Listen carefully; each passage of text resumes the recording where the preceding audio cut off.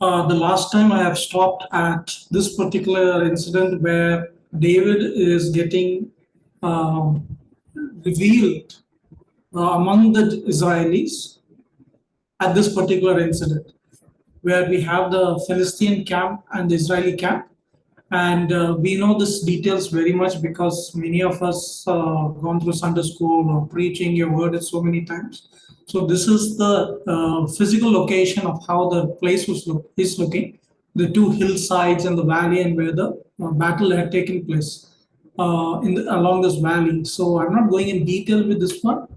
And what is the important thing to take out of this incident is that we should remember the context at what had happened is the spirit of fear that prevailed over the Israeli camp, and there was no word from God how to deal with this matter.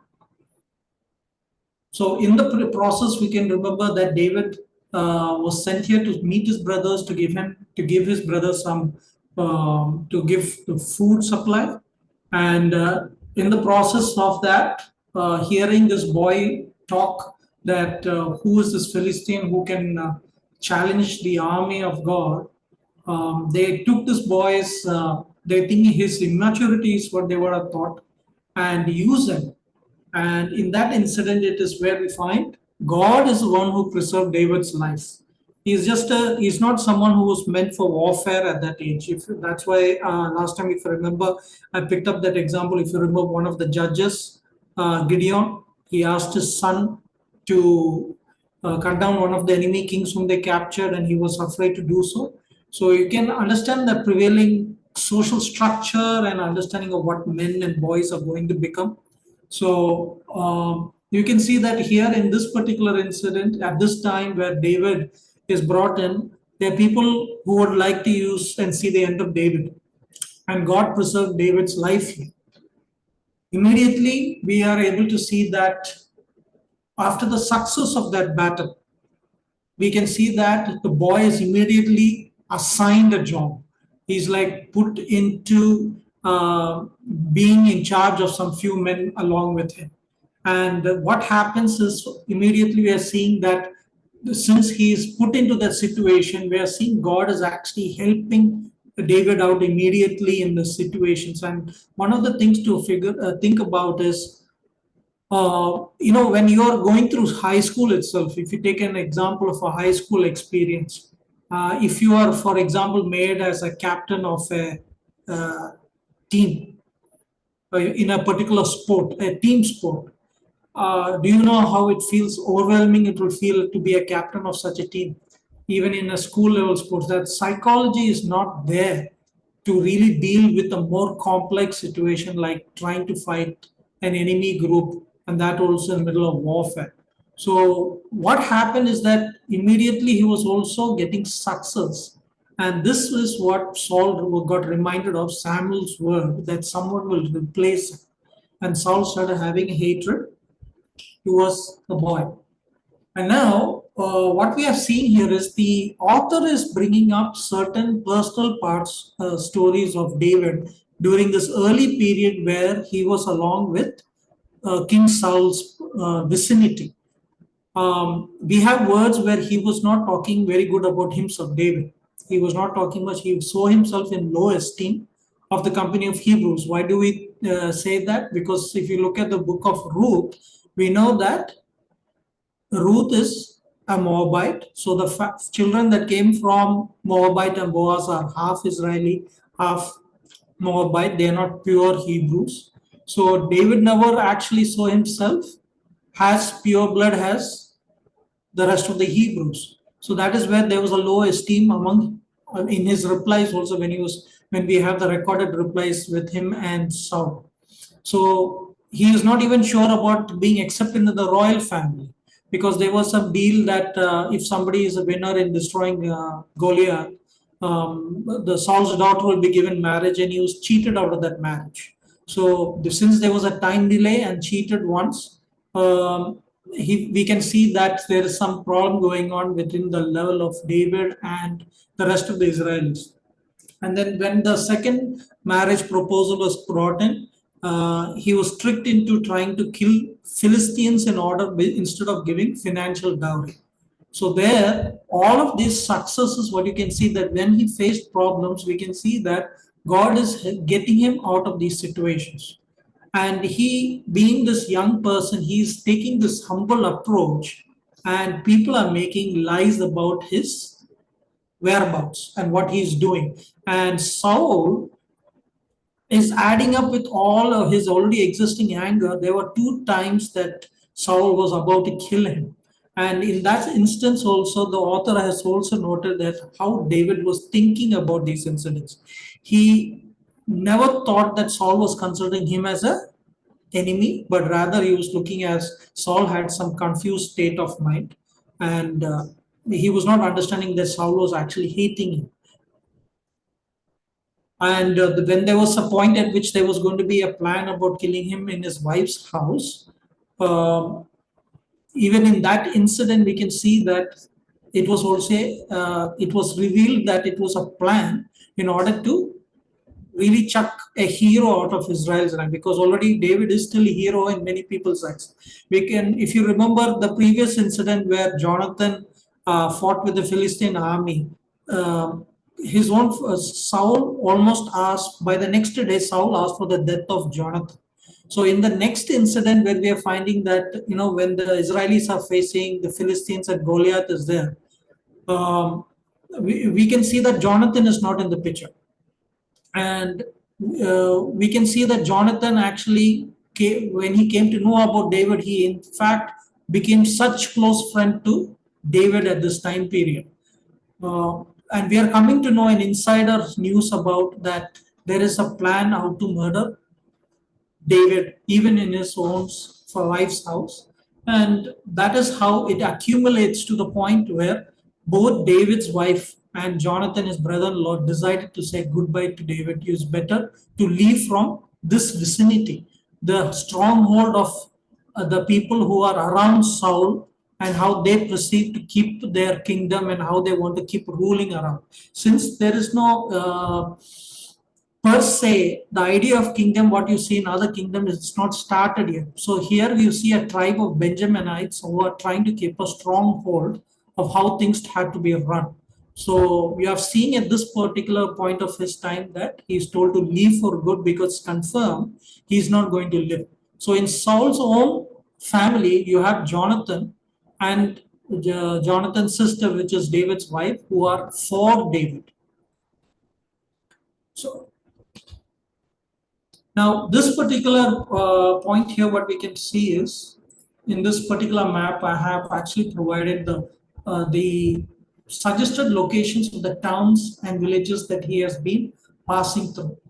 So this is where the starting point he started, and this is where he saw the last priest and got the Goliath's sword, and he started, and he escaped from the presence of Saul.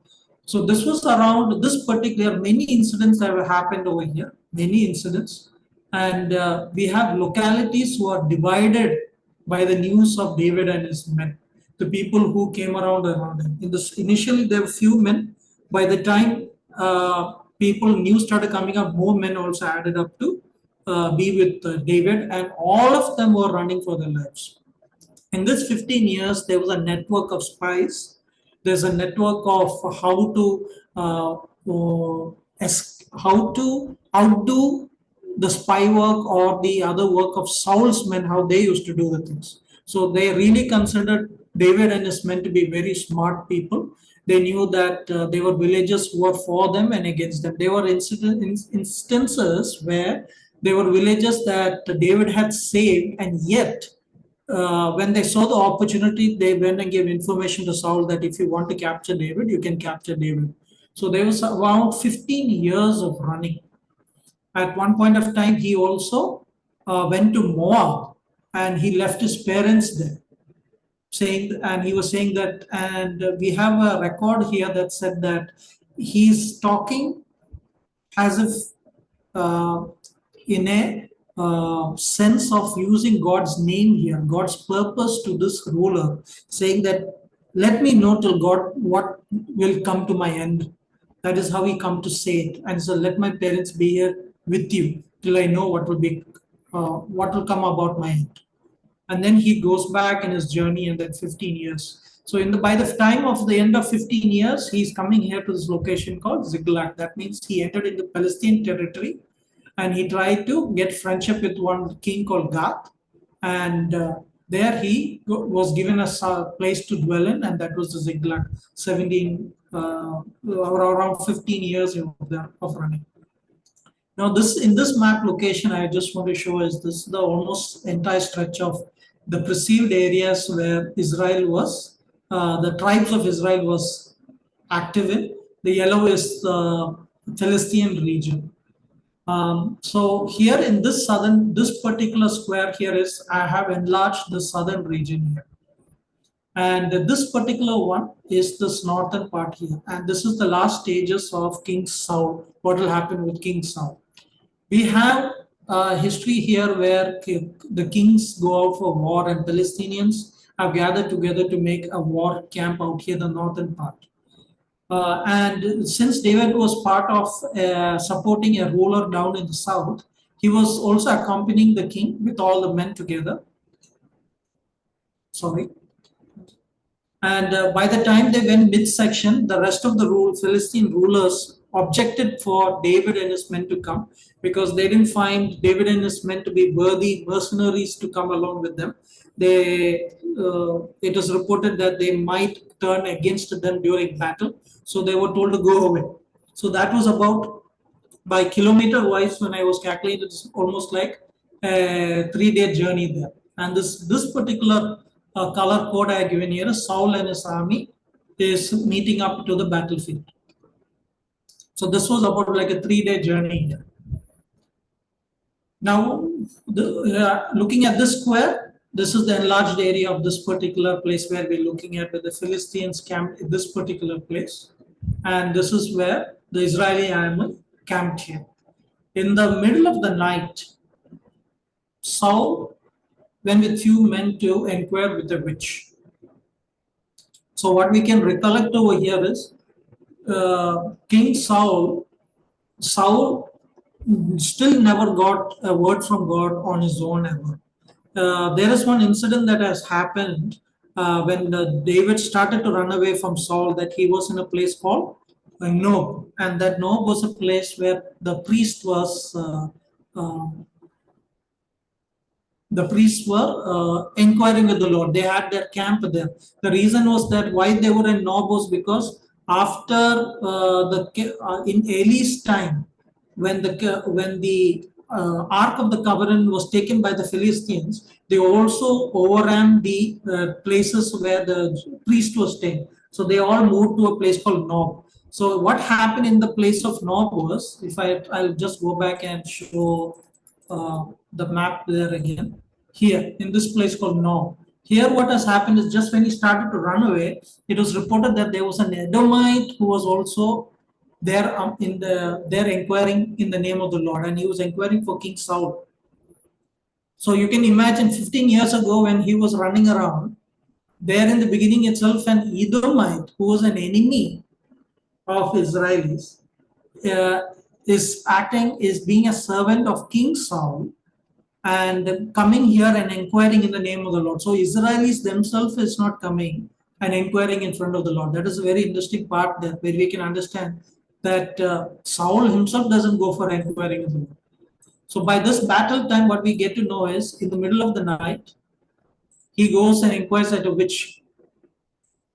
The witch gives him one information. And the reason I have marked this number 3 is to note down the number of days that whatever she said is not actually true. She was saying that by the time of the next day, you will die. So here you can see that I'm just leaving clues out.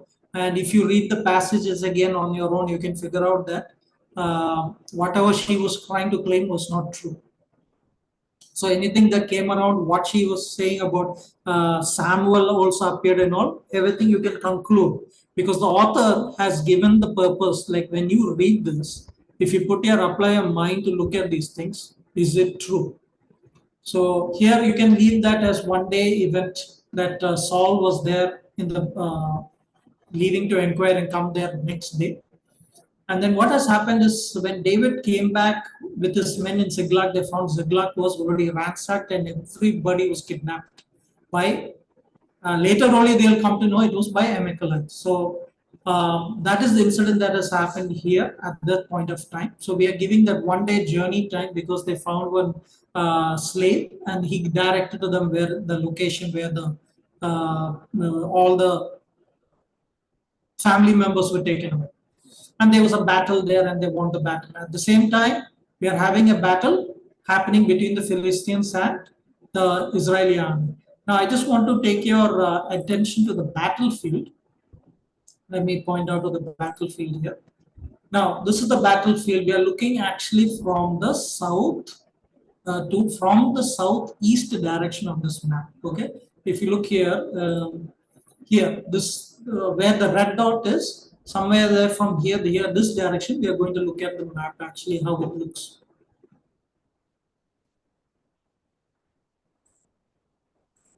So what we can see is the Philistines have taken up this camp and the Israelis have taken up this camp and they are on the plain. You can see that it is on a plain.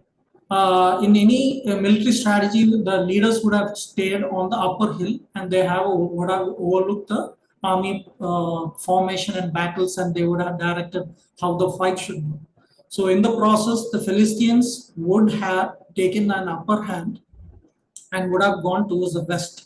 The advantage of going towards the west is as the day is passing, the sunlight will be going to the sun is going to the west, right? So the sunlight is going to shoot towards the east. So it will force the fighters who are in the east to be at disadvantage because the sunlight will be onto their eyes. So we can see it's an assumption of how I have said it is because as the Israelis who are feeling defeated, they were coming back on this Mount Gilboa. And that is where the last battle was being fought at. And that is also a strategic move to take the higher ground when they're getting defeated. The sunlight will be on their eyes also. And the Philistines had an upper hand. They were able to drive them. And the fight was still going on. David and his sons were having a strategy of fighting on these hills. So this is just to let you know that this is the battlefield, how it looked at back at that time. So just to have an understanding. So this is the battle, the last area supposedly where Saul and his sons were murdered, killed at battle time. So that battle, we know that it is not happening a day.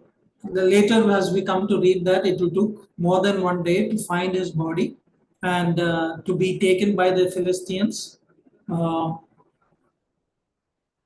By the Philistines. So by this time, here what is happening down in the south, David, after he had defeated Amalek and rescued all the family members and they're returning back, they had such a big spoil from recovering a lot of things because that raid did not happen only for their township. It had happened in so many southern townships. And they got a lot of loot, which they decided to share to the southern tribes who were the villagers who were supportive of David. So this is the southern part where I just enlarge that particular. You can see Ziklag over there. You can see these are the townships that during the 15 years that David was running, there is more than these townships. I cannot put them all in the map, but just to let you know that these are the number of days that are passing by for these events to take place, as well as the army, the fight that is happening between Philistine and Israeli army. Then we have that a messenger is making his journey to come and reach David at that time. So it is mentioned that David was in his return to Ziklag and he was already 2 days at Ziklag. And on the third day, he takes that messenger to come with the news that Saul and the army of Israel was all defeated. So just to let you know, this number count which I has put in is to have a measurement of to show you that the witch's word never came true, and it is to make sure that anybody who's reading, the author has made sure that anybody who's going through those things, that the voice of the evil one is never true. So now what we have is, now we are coming to a part of reading the rest of the chapters with a lot of inferences. Now, what I have done before is in the previous slides which I have gone through, if you have remember, like if I present you the chapters, like I went chapter by chapter, trying to break down certain parts, and then I went to certain slides, like trying to show you the narrative part of it. Now, what I'm going to go into is the style of giving inferences, the most important things that has happened as a capsule graph. So all of this is going in chapter wise, and now I'm going to pull in the bulk of it. And here what we're going to see is, unlike any other king that is mentioned in the entire writings, David is the most explained Hebrew king, the most explained, and he's explained in so many aspects of his life. His actions to any of king's relatives, former king Saul's relatives are explained. His actions related to people, death of people whom he did not ask, his actions to traitors, his action in the household left to privacy. Not much, only few things are met, but most of it's left to privacy. And then one a very important aspect is that about the Ark of the Covenant. And he is acting in a higher purpose than a high priest, a God given intuition or leading. Because if you read, remember some passages back in during the record that Moses have written, it was mentioned that God said that I will give you an impression where you have to place the ark, and there you can worship me, you can give your sacrifice to me. And here we are finding that David is taking a purpose higher than what we know about David, to be a captain of his people and taking the ark. This is one other very important stage what we are learning about David, other than being the most explained king of Israel. Here I'll just try to zoom here and show you the details about the Ark of the Covenant, which is a very important part. Here we have the entry of the Israelis' history with under Joshua. They came to Gilgal, they came to Bethel, they came to Shiloh, and from Shiloh during the battle, during Samuel's young age, we know that the Philistines have taken the Ark of the Covenant. And then it was with them for a couple of years, for a few months together, and then it was given here to Beth Shemesh, and then finally it was resting at Kiryat Jearim. So once it was when here, it was settled here for all these years. Now we remember that under Saul's period, David's running 15 years period. Now that after the Saul has died, he became king. And in the process of being king, he was actually king of Hebron. And later, there's a history where uh, how the people finally accepted David as king. I'm not going into that detail. I am 100% sure that you know how to go through that. I just want to emphasize the period beyond after that, because being king was finally the people of Israel comes to the point that David shall be king. If you remember the previous writings of the author, Samuel anointed David in secret. It was done only among his family members. So he left it to that, and he went back to his residence and in Ramah. And it was during that one of that 15 years running of David, he went to visit Samuel. Even in that incident, Samuel is not trying to tell to the people, oh, this is the new anointed king, the new anointed captain of the people of Israel. He never mentions that.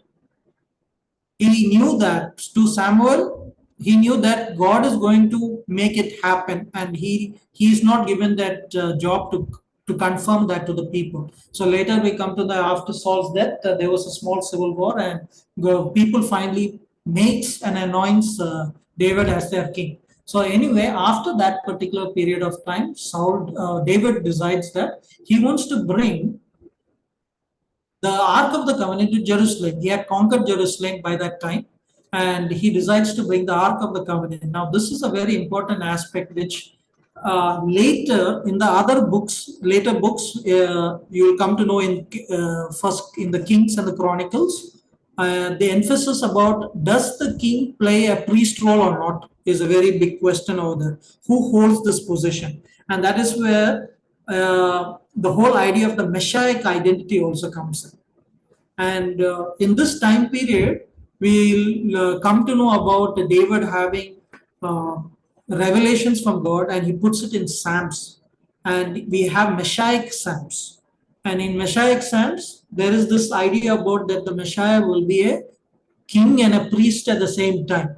So David almost had created a situation where people are really stunned about what is God's action in all of this. Because if you remember, the ark along a certain path, the person who touched the ark died. The ark of the covenant died. Well, one of the aspects over here is that although he was a caretaker, the ark was at his house, he was a caretaker. He decided to carry that caretaker attitude along with him all the way to Jerusalem, that nobody else is there to take care, I will take care.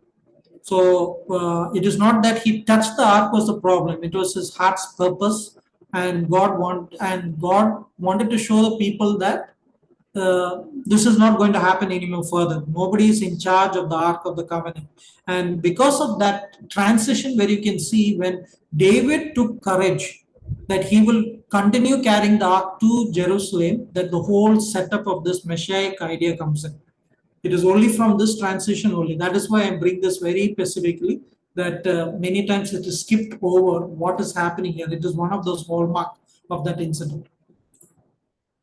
So the journey of the Ark of the Covenant and how David brings it to Jerusalem is a very important aspect, and it is during this time that we are coming to know about the many aspect of his Psalms. The book of the Psalms actually is part of this time period. There are many songs that are attributed to Moses. There's songs attributed to attributed by this one Moses and the sons of Korah, and then generally also certain Israeli songs are there. But added to that is the Psalms. So here, what we are looking at, one other important aspect other than the covenant is this particular part of David's life, where he looks at eternal life also. Other than the Messiah concept is also eternal life, and the most important aspect was in his deed towards Uriah and Bathsheba. Now, compared to anything else, I am going outside the book of the First Samuel, Second Samuel, and I just want to bring this particular two books and their reference to about the mercies to David. This is the most important thing, where sin will lead to death, and any forgiveness of sin, this is where God wants to show as a testimony throughout generations. You see the time of Asia, when it is mentioned in the book of Acts, the two references are huge time periods, and this is to bring to reference that nobody can take David's life and try to say that everything is all right. There is a major sin in David's life that is leading to a separation in away from God. David, we are having a famous Psalms based on that, and the kind of things that turned out after that incident also. So this is a reminder about a very important about getting that forgiveness. So this particular part compared to anybody's story, David's part is being picked up in a prophetic utterance and in the process of telling the gospel of Jesus Christ. This aspect is so important, that getting the mercies, just like David had got mercies, otherwise you will lose eternal life. We can be as important, we can be as anointed, we can be the most influential person in a people's history, but yet if we didn't get that mercies, where will our eternal life be? So these two references I just shot outside the book, because this will come later in the next two book. This is how important David's outlook in eternal life turned out, and he written in the Psalms, and that's why the prophetic utterances. So here also we'll have problems with David when it comes to different other situations in that became a big fault in his life. He didn't know how to make decisions correctly also at these kind of situations in his life. Now we have other things which I am summing up, and this is a part of further readings. We are reading about in the Psalms. We are reading certain clues from the book of the Kings. Reading through how Judges, the social structure in the book of Judges, and putting all together. I am summing up all these ideas. So here, David is a person who learned to seek peace among his people. He is not a person who rushed into any judgment. He wanted to understand what God would do for his people. He provided rich language through the Psalms. Wise men contributed to the collection. There was learning of statecraft, gauging the people needed to direction for unifying the identity. Many donations were turned into temple financial reserve. Why did, if you say that, what is this particular area? There are references about how people kept adding, giving wealth to David as a recognition as of his position that he's a captain of the people. He took all of that and he kept depositing for temple purposes, temple purposes. And then in the process also in the society, there was network of roads to fortifications, supply for to help shared resources or subjugated nation groups. That means any group, tribes that were around Israel, they were made to subdue in front of Israelis, and there was resources that was mostly used out of that. So why this information is important? If you look at the battle that happened where Saul have died, the very first question should have happened is why did the Philistine not rule over the Israeli tribes then? Usually, if you read everything from the book of Judges and before, you'll see that after an outcome of a war, usually the victor will rule over the other person, right? So we are not seeing that after Philistines were fighting, the Israelis and where King Saul and a lot of people died. How come the Philistines did not rule over Israel at that time? Has anybody asked that question before? If you think of that question, I'm sure you'll get to know the answer. So what you can see is there's a lot of fortifications, a lot of networks, and how things have worked out here. And under David's time, this was being solidified. Now, the period of David as ruler was that people had respect to the regional improvement in getting things done.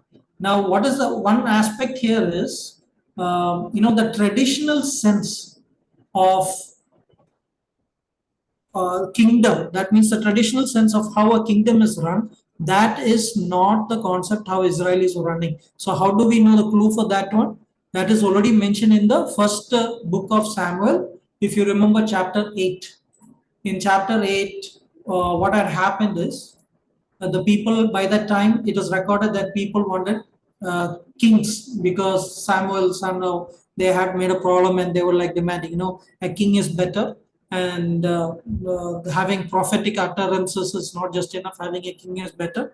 And then God was telling to Samuel, listen to what the people is doing, but then give them the warning.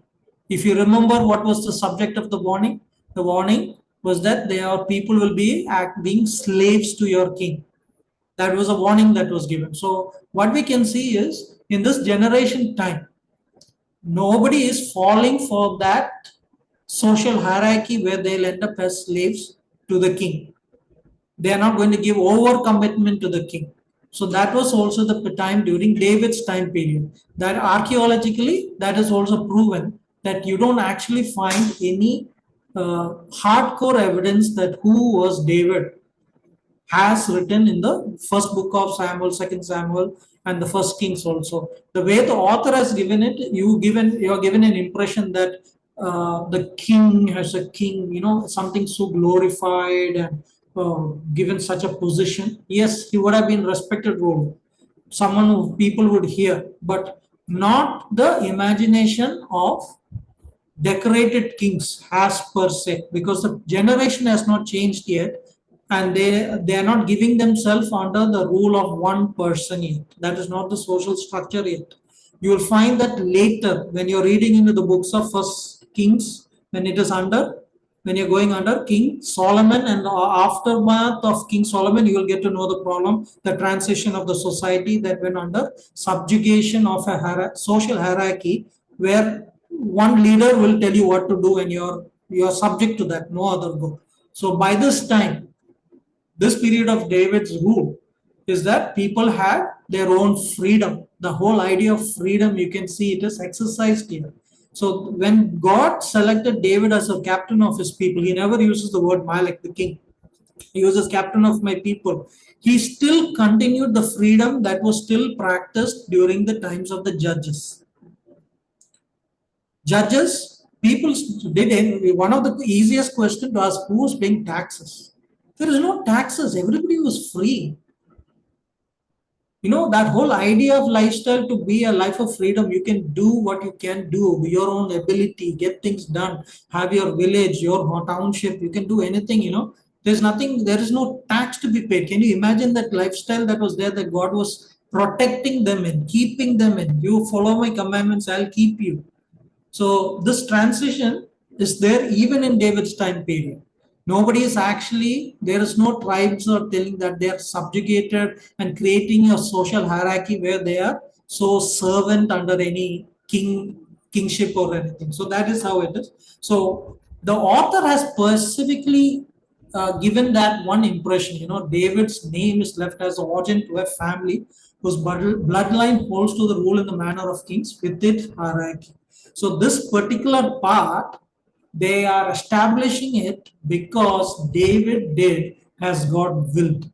That is the contrast we have with King Saul. Saul was not given that confirmation. We have evidence in with Samuel's own as a witness that Samuel was the one at whose time he was anointed, but 2 times he was told that you disobeyed God, and finally God cannot give you the confirmation to be the bloodline for where kings have to come. But David has been given that particular confirmation that in this bloodline your kingship will continue. So that is how the author has have ended it with us to give us David, who David is and the bloodlines. So archaeological evidences are also pulling into this nature of how the descendants will also turn out to be. And we have that archaeological evidences proving what the first kings and the second the kings and the chronicles are also mentioning about. Now, now, what is the takeaway when we read this whole book as such, the first Samuel? These are certain points that you can take away with. God's selection is for long-term goals. Now, this very first point, I just want to go back to one of the early slides that was done in the first session, just to rewind the map. You see here where when Abraham was called and told, this will be a place I will give to you, a promise, and they spent 400, descendants spent 400 years here. They spent 40 years odd here in the desert, and then they were brought to Israel. Then the period of the judges, the period of under Joshua, and then the judges. Every time the author brought back to this point, that there was a promise God told that if you keep my commandments, I will keep you. But then we have a lot of disobedience and people practicing other things than what God told, and there was a lot of problems. So if you look here, the purpose, the original purpose, if you look here, geographical region, this is towards Europe, this is towards Asia, and this is the rest of Africa. There's going to be a future trade happening through all these places. There's a happening of different civilizations here. All of them are going to pass through this region. This is a very happening region, and God made this small. They are not as large as the other civilizations. They are such a small people. In this small people, God wants to reveal His goodness, His sense of justice and righteousness, and the rest of the people who come around this area, the kingdoms will get to learn, they'll get to know about that revelation through this small people. That is God's plan.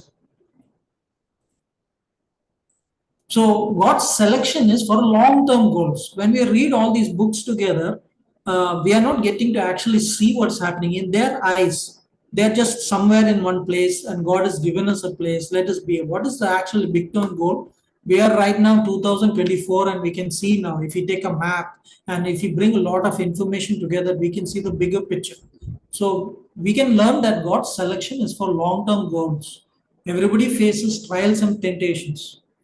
God has made you with abilities. Discover and nurture those abilities. In the process, we acknowledge God and seek God in how to get things done. Because remember, God's selection is for long-term goals. So to see the bigger picture, it is always seeking God's help. And then what is in the process? We are when we are in the part of a team. When we are part of a company, we are part of a sports team, we are part of a group. The same way when we are part of God's own plans, we are carrying that testimony that who God is, what is God doing, and people will get to know the testimony in our lives. And that is where also the Bible will start making sense. There and I will come to our next point. What is the meaning of making sense means also. So and this is where the entire book of First Samuel, Second Samuel, First and Second Samuel is ending with. This is just an overview. I just want to go quickly with the question and answer. I usually tell people to have questions as we read the Bible and always raise it up. Um, I just want to come to, okay, this picture here is just to show the difference in archaeology and discovery. This particular is a Wailing Wall, which is very famous. If you go to Israel, you can visit this one. You can see the way how the stone is cut. This is one of the old excavations of the older towns during David Saul's time period. You can see how the rocks are cut and they are assembled. These are two different time periods, and you can see by archaeological evidences, you can see which is the dating at time. This is just a picture for reference. But one question which I like to bring up is um, when we are talking about this First Samuel, Second Samuel, Judges, and all, no, oh, they are getting a land getting established. They are getting some borderlines established. So where do they get the direction that how should this geographical location of Israel should be? Where is their guiding point? The guiding point is from the past. Have to read the records of what Moses have written down for them and keep the records and think what should be done. There are certain things Israelis cannot do, and one of the things that under the law given through Moses and the direction of Moses, they are not told to go for like expansionists like other nations or civilizations. They are still given a small place. We remind ourselves through these references. You read your Exodus 23, 20 to 23. Why I picked up this is, if you see this translation, this is actually Jewish publication for the scriptures. Okay, this is the own Jewish writings itself. This is the English translation of the Jewish Bible. This is what they have kept as a record. And why I picked up their translation is because you see this word angel that is mentioned here.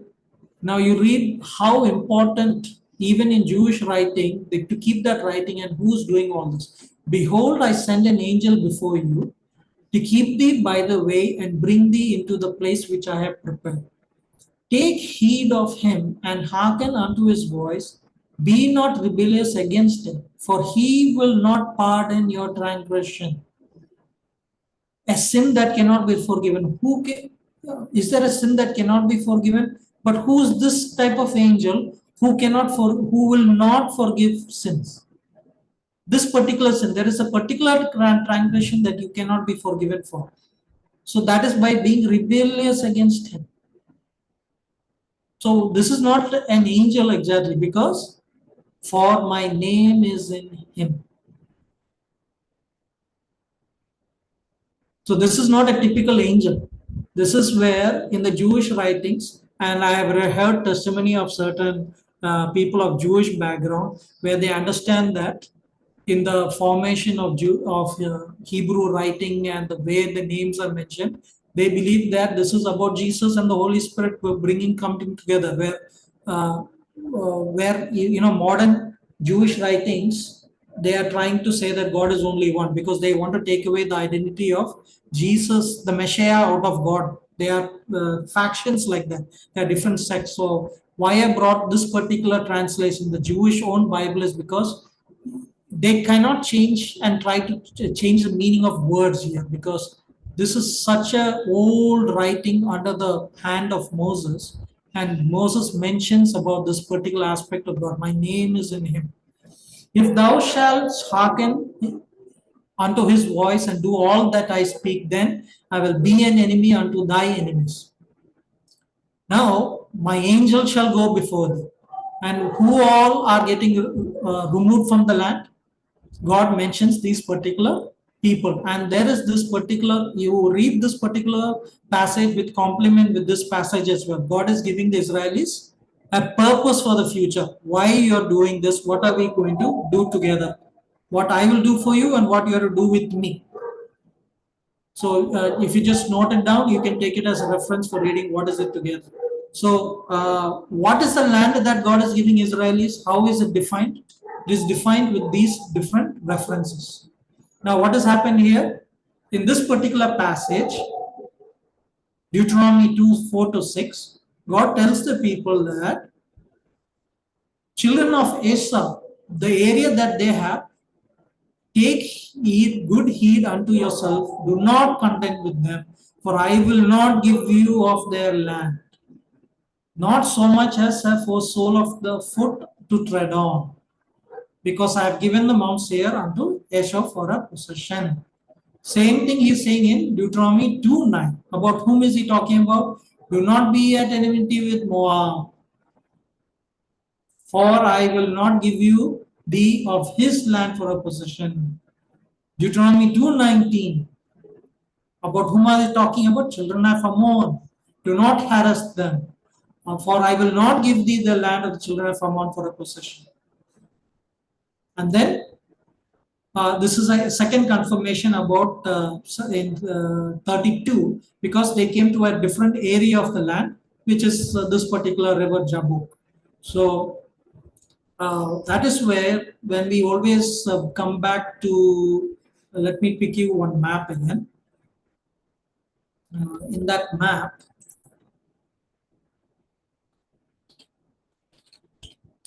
here. So in the southern part over here, the place where Asia is, it is still little bit not known. It is definitely somewhere, it was somewhere here in the south. So here we have the Edomites, Moabite, Ammonites, and here these are the places that God tells that this does not belong to you. This is a more bigger map here, and this will not belong to you. So at the same way, this particular Palestinian, if you look at modern Palestine map also, the Israelis, modern day Israelis, they don't want this region of the map, because for ancient days, Gath, Gaza, Ashkelon and all was been under Philistine lands. Under Philistine lands for a long time. So Israelis, even modern day Israelis, they have taken as a sign that this is a land which God doesn't want them to have.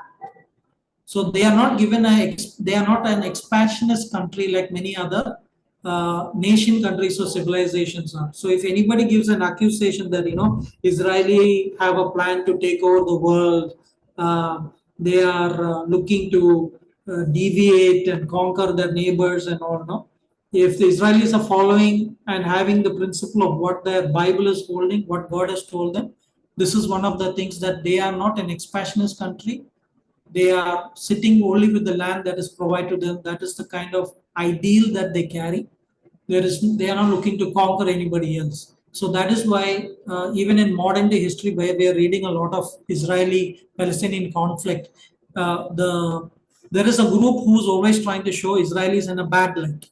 But if you look at the territories where Israel has given up, they have given up a region of West Bank and the Gaza Strip away, because they believe that that is not a place that they want. So where is it all stemming from? It is all stemming from the explanation of these Bible statements. So you can read here, one more last part is, this is happening in reference number 37, Deuteronomy 2:37. Wheresoever the Lord our God forbade us. So that is where you will see in modern day Israel, state of Israel, the way the geographical region, how it is defined. You can understand there why would the Israelis not ask for anything more. If they have won, they have won against Egypt, they have won against Syria, they have won against Lebanon, they have won against other Jordan, but they have not captured their territory and say that we will rule over them. So one of the guiding principle is from this book that they therefore taking that God is giving them a direction, that they don't need anything else than what other than God has given them. So this is one of the key words, that wheresoever the Lord our God forbade us. So one more interesting aspect to learn from this book of Samuel also, especially when it comes to the prophetic writings. Later, when you identify in the prophetic books, is that this land of Israel, the people has been taken out away from two times. And we know that God is saying, I'm taking it away because you're not listening to commandments. You have profaned my name among nations. God gave a promise that I will return you back. I will return you back. And there is no other nation neighbor who has been returned back like the people of Israel. And that is mentioned in the prophetic books. Later, as you read the prophetic books, I'm just leaving it as a clue. There are two more nation groups other than Israel that God mentions the prophets. I will return them also, but not the immediate, it is not the immediate neighbors. All these neighbors, God has taken them off. There is one neighbor up here in the north and one down here in the south. They are the only two people whom God has promised they'll bring back, and you still find their descendants even today. So this is the summary of the books of 1st and 2nd Samuel. It is to remind again that the transition and the calling of God is a long-term period. It is not only for the people selected, it is also for the nations of the world to reflect on that what God has done. And why when I mentioned about that prophetic books about telling that God will return the Israelis back, God mentions along with that prophecy that so that in the future, when the people inquire about this, about what? About because the Bible will be finally in people, it will come in the public view. People will come to know of the Bible, they'll come to know about the prophecies, they will know history. Who preserves history? God Himself also is a part in playing preserving history. He mentions in the prophetic book, when people find out, they will know that this was true. So returning Israelis back is also part of God's purpose. And he mentions that to know that all of this history was true. So thank you for your time for listening in the session.